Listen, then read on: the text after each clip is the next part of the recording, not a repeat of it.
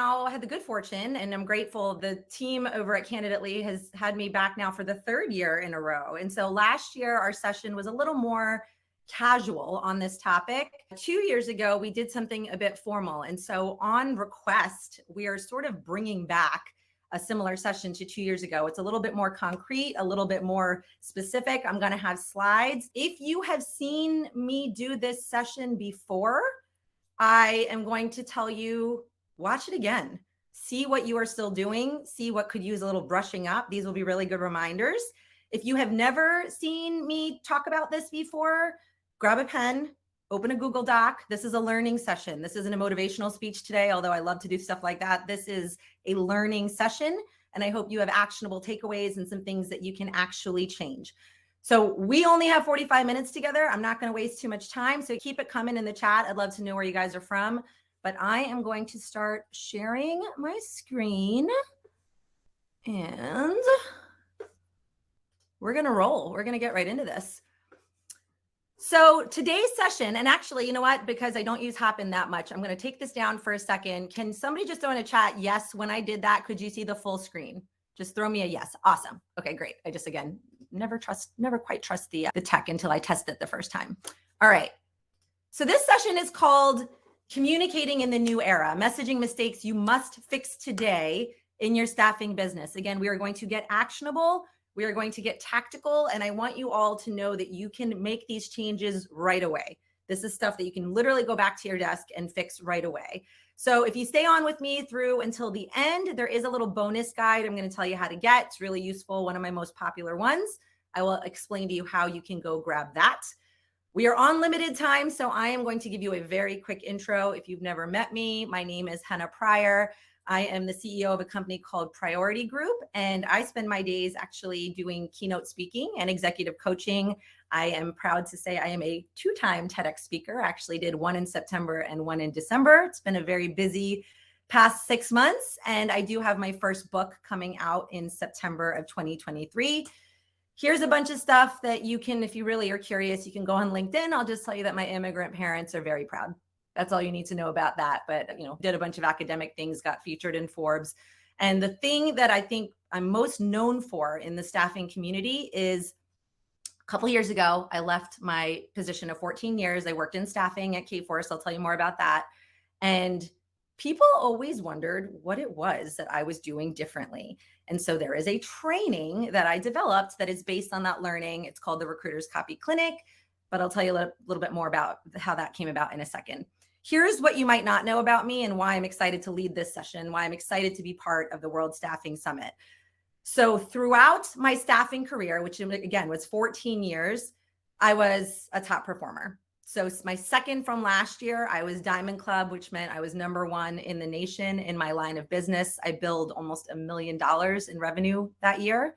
I was a perennial gold performer, so top 10% of the company every year, including the years in which my kids were born, and Rookie of the Year my first year. But the thing that made me interesting to people is that I didn't kill myself to do it. So there's tons of top producers in staffing, tons of top 10%, award trip winners. I don't think I'm all that special in that regard, but I tended to have a bit of a spotlight on me because most of my career, my kids are now almost 13 and 10 and a half. Most of my staffing career, I had babies and toddlers at home. So I wasn't here to work 60, 70 hours a week. That was not going to be in the cards for me. I wanted to be a hands-on mom. My husband works full time. We don't have a live-in nanny or live-in grandparents. I needed to figure out how can I make as much money as possible, which was my goal, to be honest, and do it with higher impact and more effectively. And I can tell you that without a doubt, the thing that made me so successful year after year was that my message response rates and my message engagement rates were off the charts. So other people would send 100 messages to get 5 responses. I would send 20 messages and get 15 responses. We all know that this business is partially a numbers game, yet we focus so much on the second half of that process, right? Once we get them on the phone, once we get them on the horn, that we forget that we can drastically influence the first part. Sales messaging is the great amplifier. And I'll share that the picture that I put up on the screen, this was from the 6 weeks of international vacation we took in 1 year where I didn't work. And that was the year that I billed $1 million. So it can be done, but we need to pay more attention to this other part. So I'll remind you, this is a learning session. This isn't I can kind of listen, kind of zone out. I'm going to ask you just flip it over, phones down. I know it's dinging. I know everything's still happening around you, but let's roll with this. Why are you here? Why did you decide to click on this session? Why did you decide this was worth your time? Ultimately, I hope it's because you want to grow your business. Of course you do, right? You also recognize that times have changed and people aren't picking up the phone as much as they used to. They aren't expressing willingness to meet as easily as they used to. And so if you are someone who believes this, who actually is anchored into that truth, I first want to say thank you, because you'd be amazed at the number of people that are still a little stuck in the past and they refuse to adjust to this. It's 2023. It's time to accept this shift. By 2025, 75% of the labor market, I can't say that word, labor market is going to be millennial and Gen Z. 75%. These people don't like to talk on the phone that much. They just haven't been used to it. They haven't had to. They grew up in an era where it wasn't as needed. Now, the goal is still to get people to live conversation, but they need a little bit more nudging to get there. You've probably experienced this already. And the truth is, and now this number post-COVID is higher, over 90% of people screen their phone calls and don't pick up an unknown number. I do. I don't pick up a number unless I know that it's somebody that I know or that I'm expecting it, right? Oh, the bank is about to call me. The dentist is about to call me back, the airline. Then I'll pick it up. Other than that, that sucker goes to voicemail. I'll figure out who this is later. And even when it goes to voicemail, this is the interesting part. I don't listen to my voicemail.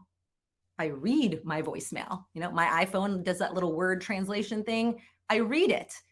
Words matter. In the modern era, words matter. So you don't need to be an amazing writer. You don't need to be a best-selling author, but I need you to first understand that the sooner that you accept that your writing plays a role, the better it is. Words tell people what you as a staffing professional stand for. They tell people what your personality is like, the vibe of your team, your way of serving your prospects. And whether you want to believe this or not, people don't have as many competitive differences as we think we do. Every company, every firm is like, we have this unique proprietary thing that we do. This is how we're different. According to your prospects, there's at least 3 to 5 other firms that do just about the same thing. The only thing you have left that's truly proprietary is the experience that you create for your candidates and clients. That's it. That's the only thing we have left that's truly proprietary.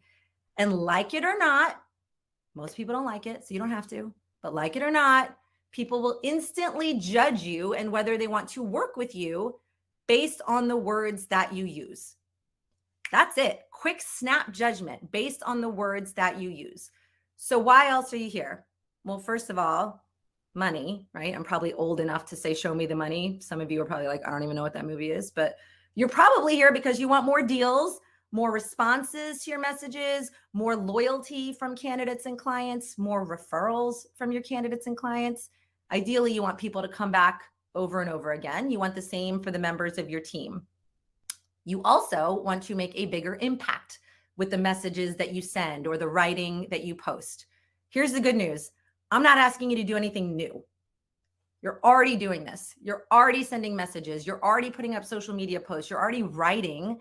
All I want you to do is to make a bigger impact. I want each one to have more kapow, to be more effective than they are right now. And then finally, you want better financial results, right? You want that right now. You want to take advantage of the market before people start pulling back. You want to make sure that the money is here to stay, and you want to be prepared for if things take a little bit of a turn, right? So the good news is that sales messaging or sales copywriting is the key to all 3 of those outcomes. What am I talking about when I say sales messaging or sales copywriting? In staffing, I'm talking about anything intended to persuade the right reader or viewer or listener, which I'll explain in a second, to take a specific action. So this isn't an informational newsletter. This isn't a just, hey, heads up, here's something about the market. This is after they read your message, you want someone to do something, right? You want someone to do something. You want them to reply. You want them to set up a call with you. You want them to book time on the calendar. You want to get them on a Zoom. You want them to click on a job posting link. For the sake of the way we talk in staffing, copy is writing messages or words. Okay, this is all the same thing. Now, let me explain what I meant by viewer or listener. Through the context of this conversation, we're going to talk about sales messaging in the written sense, but the exact same rules apply if you're using video, if you're using audio, right? There's a number of ways now where we are engaging with talent and engaging with our clients. The words you choose still matter the exact same way. You can just flip it to being in that application. Same rules apply.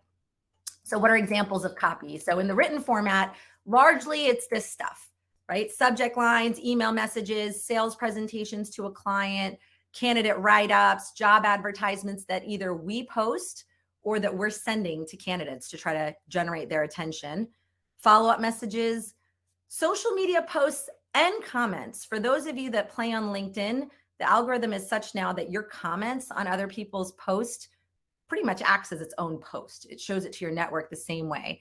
So the words that you choose matter. All of the words that you use on your computer day in and day out, anything that has to do with your business and your career, those are copy.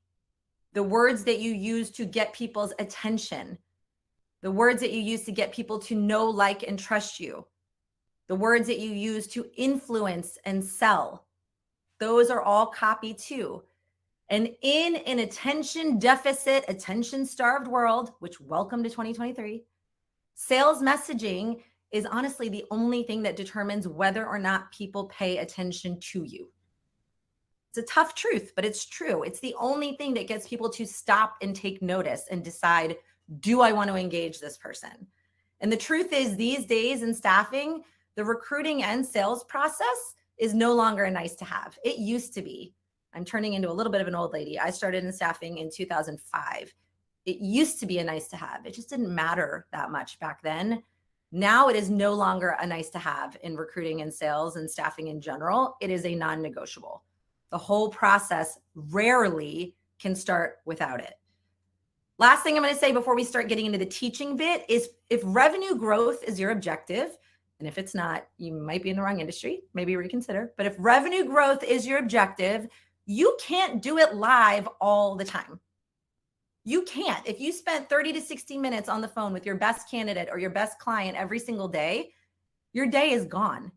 So you need to learn the skill of sales writing in order to scale and to scale effectively, not just your business, but yourself, to scale your own time.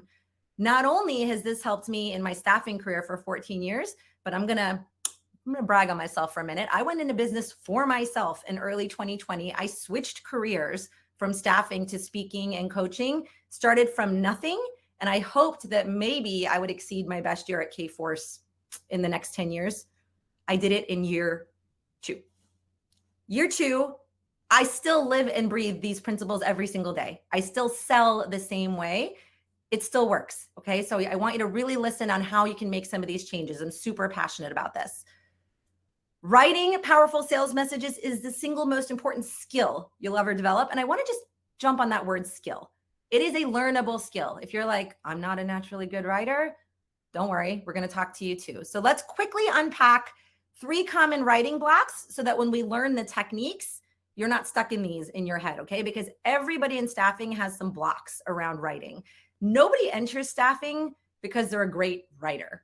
Right? That's not usually the path. There's very few of us that are English majors or journalism majors. It's not often that we see it. So I want to talk about the 3 most common blocks that people need to overcome when it comes to this in this industry. Writing block number 1, my message never sounds as good as it does in my head, right? You know what you want to say, you know what you need to say, but somewhere between your head and your fingers on the keys, jumbled mess. Right? If I could just do this on the phone or if I could do this in front of someone, I've got it. No problem. I've got it down pat. But to put it into words feels hard. right? If you can relate to this, drop a yes in the chat. I know this is very common for folks. And the thing I hear the most around this is, I'm great on the phone. Why do I sound so different when I write? Or my messages, they don't feel organized. I ramble. I don't know what to include. I don't know what to take out. Or I struggle to find the persuasive words to get my point across effectively, but also professionally. And let's add to that, I don't want to sound slimy or salesy, right? I don't want to do that. So if you can relate to any of these, you're not alone. This is super common, and we're going to find ways to move past it. We're going to learn a couple ways how in today's training. Writing block number 2 is it takes me so long to write anything.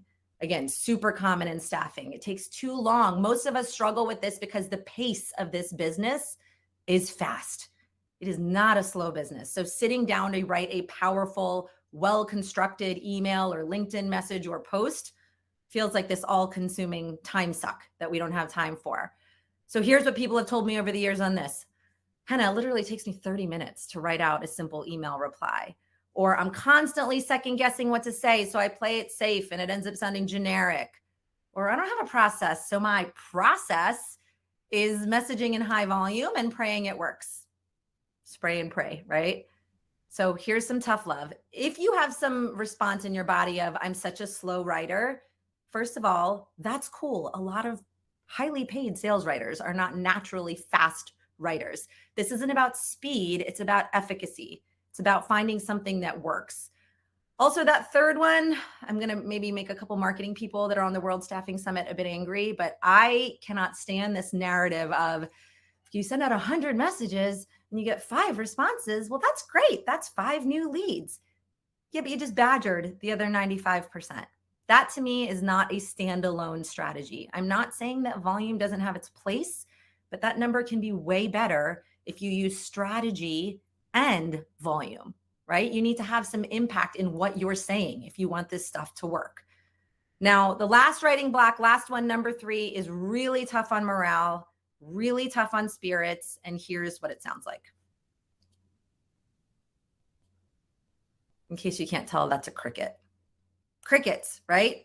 Nothing. You know this one. It's the one that makes us feel like, what are we doing? We're sending out all these emails and no one is answering. What is the point, right? So it's some version of I'm sending hundreds of messages that only a few people answer, or I'm trying to be patient, but this slow growth is stressful. I can't stand out amongst the competitor noise. Or I'm great at what I do, but I just need to get in front of people, but no one hears me, right? No one hears me. This one is tough because it's hard and thankless to send email after email, in-mail after in-mail, and get a handful of responses at best. It's demoralizing. And again, some tough love. If you've got newbies on your team and you're playing a pure volume game and they're not getting responses, they're not going to be in this industry very long. It's boring, it's thankless, and it is a path to burnout city. There's nothing fun about that type of work. But the good news, again, is we can fix all of these things. Now, there's one last one that everybody deals with, every single person, and I have to quickly touch it, and that's perfectionism. Okay, even the highest performers, even those of you in this industry that have been at it a while and are crushing it and have had some amazing years, you put so much pressure on yourself to write the perfect message or the perfect post that instead you're like, nope, I don't know, it's stressing me out. I'm going to just keep smiling and dialing, or I'm just not going to do it at all, right? And here's the truth. Most of us that have been in this industry a while will revert back to something that's a little stale by now and generic because it feels good enough, right? It's good enough. And it made me some money in the past, and I don't want to touch it because if I touch it, it's not going to work again, right? It made me money at some point, so I'm just going to keep using it. And look at you in the eye and say, there's an expression, good is the enemy of great. Good enough has never grown someone's business.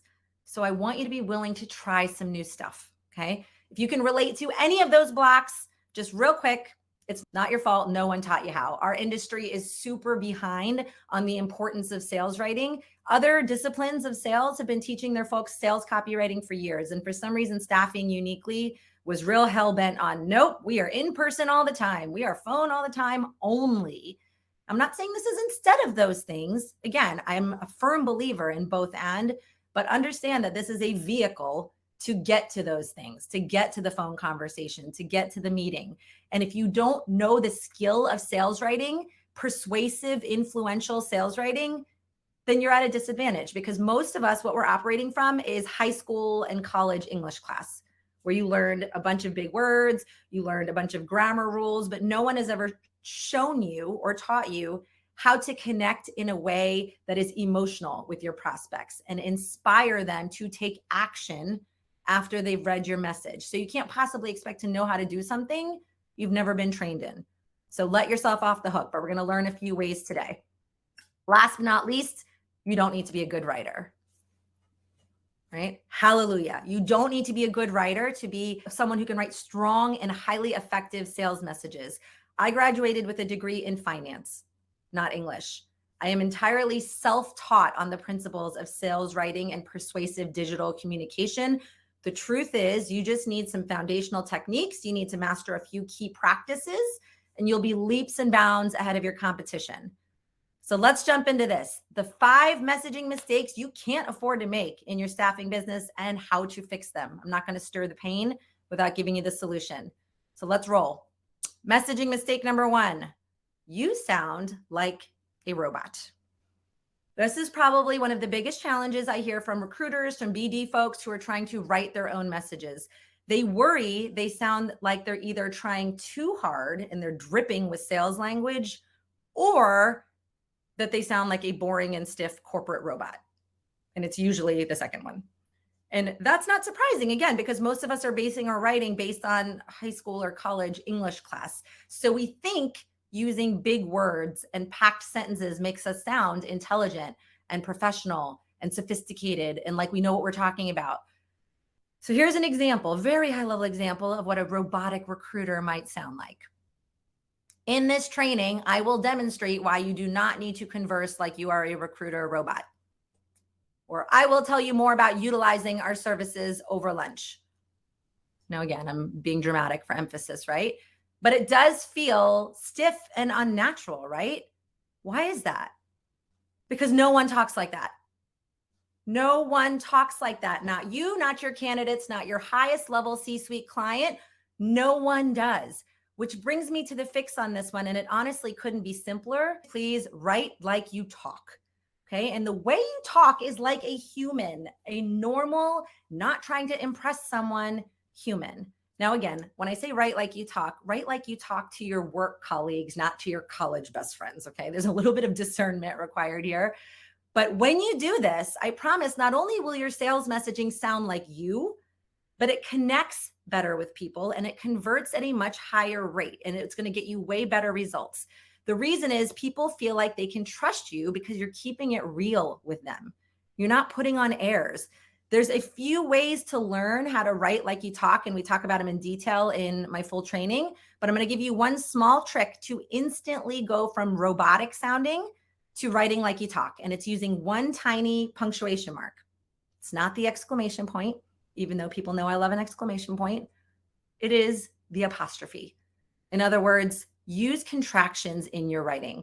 So if it's been a minute since English class, let me just remind you what they are. They're the little combo words we use all the time in everyday speech. So we are becomes we're. It is becomes it's. Do not becomes don't. Why is this such a big deal? And why does it help so much? Because it matches the way we speak in real life. Contractions mirror the daily tone of our normal conversation style, and they immediately put the reader at ease. And by the way, you want people reading your emails, your posts to feel at ease if you want to be persuasive and sell to them. You don't want their walls up. You don't want defenses up. You wouldn't walk into a classroom or a university, lecture hall tomorrow and say, "Excuse me, could you point me to the trainer from whom I will learn the most?" Right? People would be like, "What are you saying?" You'd say, "Hey, who's the best trainer for what I'm trying to learn?" Okay, that's how we talk. So let's make a couple modifications, and I simplified a bit as well. In this training, I'll show you why you don't need to sound like you're a recruiter robot. Simplified, added some contractions. It sounds simple, but it makes a huge difference. It is just a tiny little trick that you can add, but in the full training, I give you a lot more tricks. If you are worried that casual speak might make it so that you don't sound as professional or as serious. I need you to hear me on this loud and clear. Please don't confuse warm and friendly with unprofessional. Please don't mix those two things up.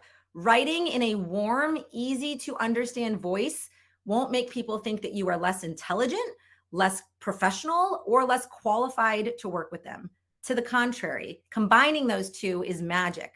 But I do hear your concerns. And yes, there's still some rules. So yes, still use spell check. Okay, I don't want you starting your thing with, hey, yo, right? We're still professionals here. You should aim to use proper grammar. Now, I'm going to give you a little cautionary tale. If your grammar is awful, go ahead and use Grammarly. But I will tell you that it does over-index on what I would call like high school, college essay grammar. It does tend to correct the human tone, so just don't rely on it too heavily. But lastly, no matter what, you shouldn't write like you're a robot, especially if you want higher conversions, more responses, and a better emotional connection with your prospects. Okay? Messaging mistake number 2. By the way, if there are questions in the chat, I'll skim them all at the end. But messaging mistake number 2, and we're going to go through these pretty quickly. Your writing is too self-centered. This is my favorite one. I'm going to show you what I mean with an example right out of the gate. I would guess that 90+% of recruiting BD staffing emails I see start with something like this.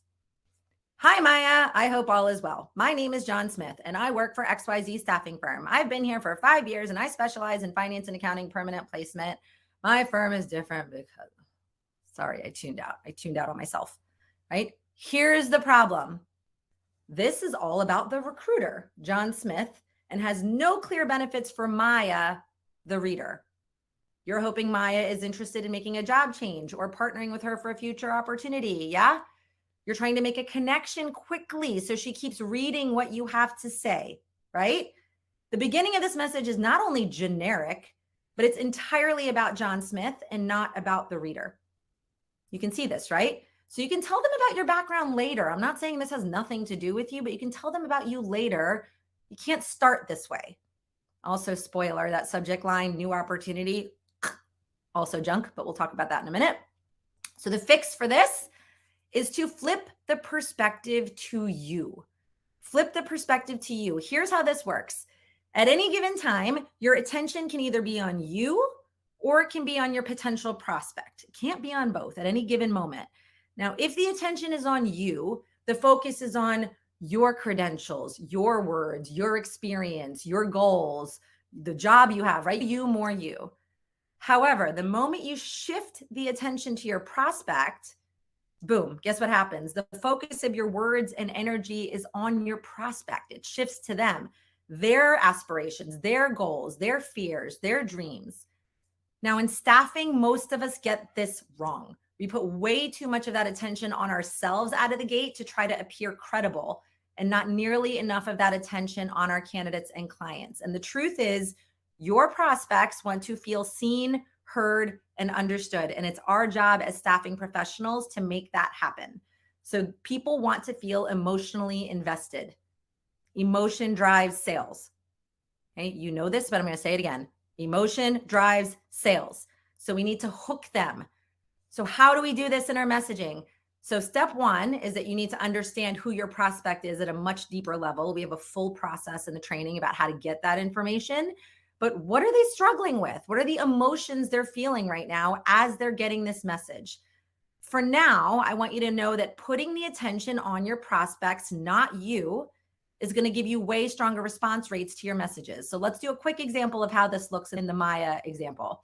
Let's pretend that Maya is a finance manager at one of John Smith's ideal potential target companies. And John heard that Maya's company recently went through a major expansion.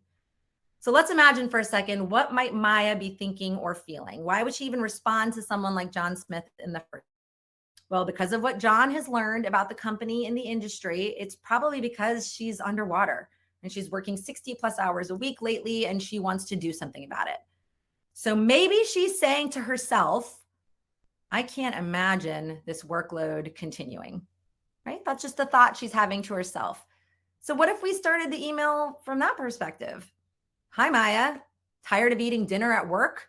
I'm sure the recent expansion has been tough on the whole team, especially you. If that workload keeps up, is it possible you'll consider other ideas down the line? Right? Instantly, we've shifted the attention onto Maya and off of John Smith. It's a much more powerful way to start the message. I'm sure you'll agree. So let's keep going. What else might be Maya thinking or feeling, right? What else is on her mind? Maybe she's thinking about what she wants, which is her old schedule and her old work-life balance back when she felt like everything was in control. Gosh, like I really want my old schedule back. What if we started from that perspective? Let's try this one. Hi, Maya. Has the expansion thrown your routine off? I have several impressive new roles that would immediately help you reclaim your time and jumpstart the return of a more manageable schedule. These are powerful because in these words, the reader is seeing the exact words she sees in her own head, the ones that she's saying to herself in her own head. So you can see them side by side to drive the point home. When the attention is on the recruiter, John Smith, it's all about him. It's all about his wants, his needs. We can feel that. We can see that. When the attention is on Maya, it hits different. You're speaking directly to that person's emotion. And remember, people buy on emotion first. They justify with logic second. So hopefully you can see how powerful this is. This one little tweak, this one little shift will help you write better, more prospect-centric sales messages starting right away. The bottom line is the most effective sales message starts in your reader's head, not yours. Okay. And if you don't know what's going on in your reader's head, in the full training, we learn how to find out. But the most effective sales message starts in your reader's head, not yours. So I want you to have a quick to-do for today. I want you to find one place in your messaging today after you watch these summit sessions where the attention is on you right out of the gate instead of on your prospect. And then I want you to flip the perspective. Okay, flip the perspective. Try it out. If you don't know how to get this information, reach out to me. I'll tell you how we can learn this together, but flip the perspective. Messaging mistake number 3. You focus on features alone and you don't talk about benefits ever. Too often in staffing, and especially in our messaging, we focus far too heavily on the features of something in our writing, our own services, the candidate we have, the job we have, and we completely overlook the benefits. So quick definition, a feature is what something is. It's the factual details of our service or the candidate we have or the job we have, whatever we're trying to offer the person. The benefit is what something does for you. Benefits are the end results that whatever it is you're offering helps your candidate or client experience or get. It answers, so what? Why should I care? Right? Features are more factual and informational. Benefits are more emotional. So in no surprise, people buy the benefits. Remember, emotion drives sales. So let me give you an example. Feature might be you have a position with a true 40-hour work week. Hours of the feature, right? What could be a benefit of that?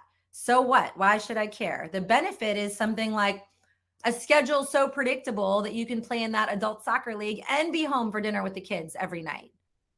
Oh, that's why I should care. So what? Why should I care? If you're thinking to myself, I don't know if they play soccer or have kids, it doesn't matter. Details and specifics also sell, and people will mentally substitute the thing that they would rather go do with all of that extra time.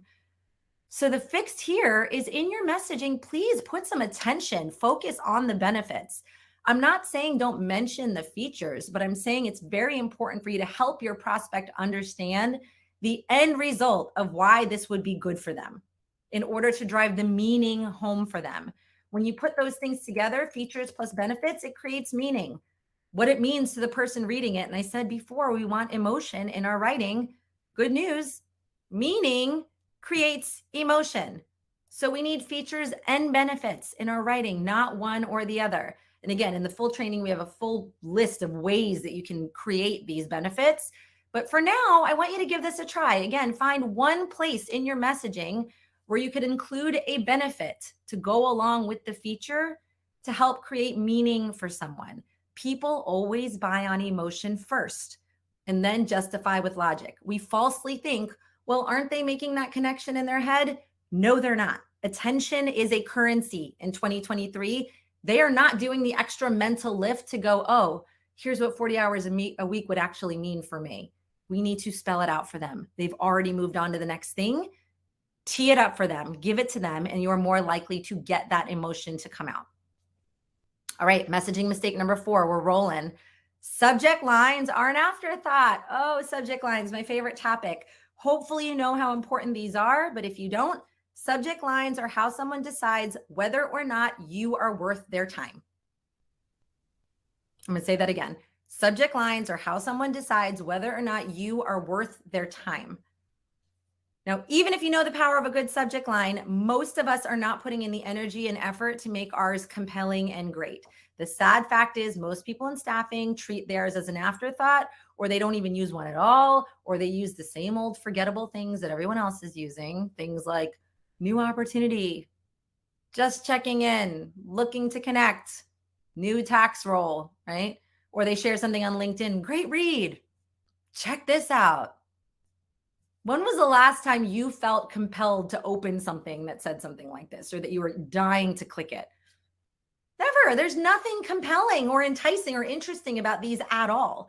But here's why ignoring subject lines is so dangerous.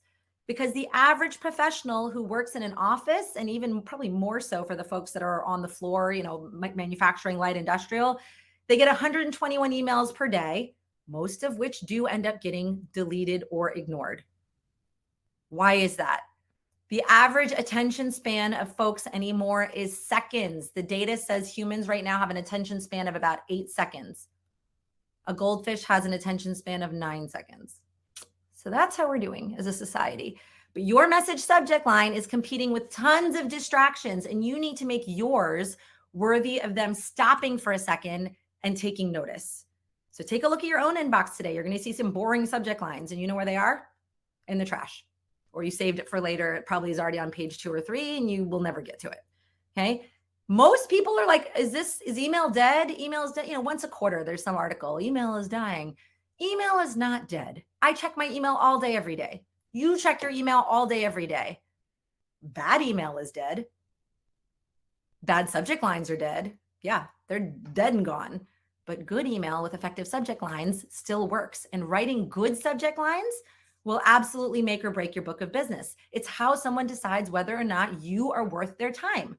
Okay. Before you get overwhelmed, good news, you now have a leg up because 90% of staffing professionals stink at writing subject lines. And you're saying that's a good thing. Well, you're here and they're not. So if you can get better at this, you will have an immediate advantage. And number 2, it's not about talent. Nobody was born out of the womb knowing how to write subject lines. It's about using formulas, and it's also about volume, which I'll explain in a second. But the fix for this is please start to become the best darn subject line writer you can be. I really want you to make this a priority. It's not rocket science. It's something that is even accessible to you if you don't have a creative bone in your body. Anybody can do this, but you have to stop using the same subject lines, the same new opportunity, the same stale things in 5 seconds and calling it a day.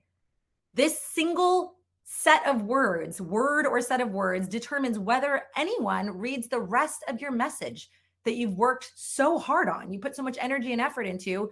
Don't you want them to open it and read it? Maybe you have the best job in there or the best candidate, but if your subject line stinks, they may not even ever see it, right? So we have to put in the effort.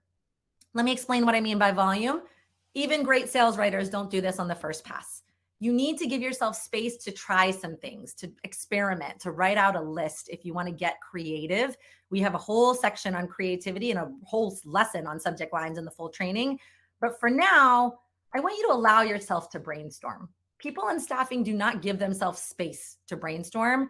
Grab a buddy, grab a friend, and write 10 to 20 subject lines. I'm going to give you a couple examples here, but if you don't know where to look at stuff that grabs your attention, which subject lines in your inbox caught your eye? What about a billboard that you saw on the highway? What about a magazine cover that caught your attention? Start to notice, what do these things have in common? So let me show you a couple examples. Before could be post-pandemic return strategies, right? But the after would be something like, don't make this major mistake when you return to the office post-COVID. Curiosity inducing. Before might be top resume suggestions. Yawn. How about this? Are smart words making you look dumb? Kind of love that one. And then the before could be new opportunity, right? Been there, done that. How about this? This company won't be hiring again until 2023, 2024 at this point. Now, makes you wonder which company it is. At a minimum, the goal is to get the position or the candidate to be seen, right? You want people to open, you want them to click. Now, before you think, Henna, I don't even know where to begin with this. Again, it's about formulas, it's about learning the strategies, but even professional copywriters spend 20 to 50% of their time on subject lines and headlines. 20 to 50% of their time. So if you think that you can get by without making this a priority, then you're fooling yourself. Even the pros do this as a main priority. So if you're thinking, do subject lines create that much change in results? I'm here to tell you, hell yes. Just it's hell yes. I've had now thousands of people take the Recruiters Copy Clinic where if they prioritize subject lines before anything else, they are seeing multiples in their open and response rate. We know this business is partially a numbers game. If you had 20 responses on an email instead of 5, what does that do for your chances of closing a deal down the line? I don't need to tell you that it's significant. Okay, so you need to get out of your own way and try this. Last messaging mistake. You don't begin with the end in mind. Here's what this means. Every email, in-mail, LinkedIn post, anything that you write is a chance to get someone to do something. Remember, sales writing, copywriting, the goal is someone to do something. Think about this. If you put all this work into writing something and then you don't tell people what to do next, you've kind of wasted your time. So here's an example. Let's say that you have a really stellar candidate that you're trying to market into a client that you want to break into. So you write to the client, you say, oh, I've got this amazing candidate I want to tell you about. And then you say, and I'd love to connect. Even your most loyal client might not write you back, right? Or call you. Why? Why is that? Because you didn't tell them exactly what you wanted them to do. It's airy-fairy. I'd love to connect, or worse, I'd love to connect at your convenience. It's never convenient. We know this, right? You have to come out and say what you want. This isn't about being assertive or pushy. It's actually about just being clear. We're all busy professionals. We're super overwhelmed. We're drowning in distractions. I need you to tell me exactly what you want to happen next. And if you don't, you're wasting your time and mine. So what do I want you to do? The fix for this is use CTAs and work backwards. CTA stands for call to action. Okay, they're a must-have for everything that you write. They're just the little bits of writing at the end that tell people what to do. What do you want them to do next? Schedule a call? Do you want them to reply to the email? Be clear. They're just the little bits of writing towards the end. Usually in our world, it's, hit reply, or do you have time for a call between 2 and 4 p.m., right? Something along those lines. But if you feel like you're not seeing enough responses to your message, I want you to check. Is your CTA clear, or is it open-ended and wishy-washy? It might be because you're not being explicit enough with what you want them to do next, the action you want them to take. Clarity wins here. Okay, so instead of, I'd love to connect at your convenience, what time today can I call you to discuss her? Not aggressive, not pushy, just clear. Okay, so I'm going to skip some of this. We don't have time for the bonuses today, but I want to say congrats. We made it through the 5 messaging mistakes. Quickly want to tee up what else you can do going forward. Now, first things first, you got a couple options. Keep doing what you're doing, but add these 5 tips. Okay, these 5 tips alone are going to make a difference in your messaging. I've had people take these webinars and say, Henna, just on those things, I've seen a huge increase in my response rates. Please do these things, but otherwise you can keep doing what you're doing. By the way, you can also hire sales writers to do this for your team. They're wildly expensive, but you can do that. And then just quickly, option number 3, and of course, this is the selfish one, but I have to tell you, you can do this. You can learn how to do this. Now, whether it's me or someone else, I honestly don't care if it's me. If you'd rather learn in a different way, that's fine. But teach yourself the art and science of sales writing. It is a skill that pays you for life. You will use it in every facet of your life. You can write high converting messages on a moment's notice. You can increase your response rates exponentially. The course is called the recruiterscopyclinic.com. I'm really proud of it. It's been a huge, seller for me in the last 3 years because people are loving it. And I did create a code just for attendees of the World Staffing Summit. Get $100 off the program with code WS. So World Staffing Summit. If you have questions about it, please let me know. And I did promise you access to that free guide. So it's recruiterscopyclinic.com/guide. The guide is how to write a follow-up email that gets a reply. You can go grab it. It's free. Go ahead, and it'll also give you 10 of my top tips via email. I know we're at time. Please connect with me. I'm on Instagram. I'm on LinkedIn. LinkedIn is my preferred playground. I'm on Instagram for business reluctantly. So if I have a choice, please connect with me on LinkedIn. Follow me there. I know we didn't have a ton of time for questions, so I will go through and check them. And if you want to follow up with me via LinkedIn, please do. Other than that, I am hoping that you all are going to go attend some of these other sessions. Recruiters, I'm going to drop it in the chat, recruiterscopyclinic.com. That is the website. If you want the guide, it's the same thing, /guide, and you can find me on LinkedIn. Thank you all for coming and enjoy the rest of the summit.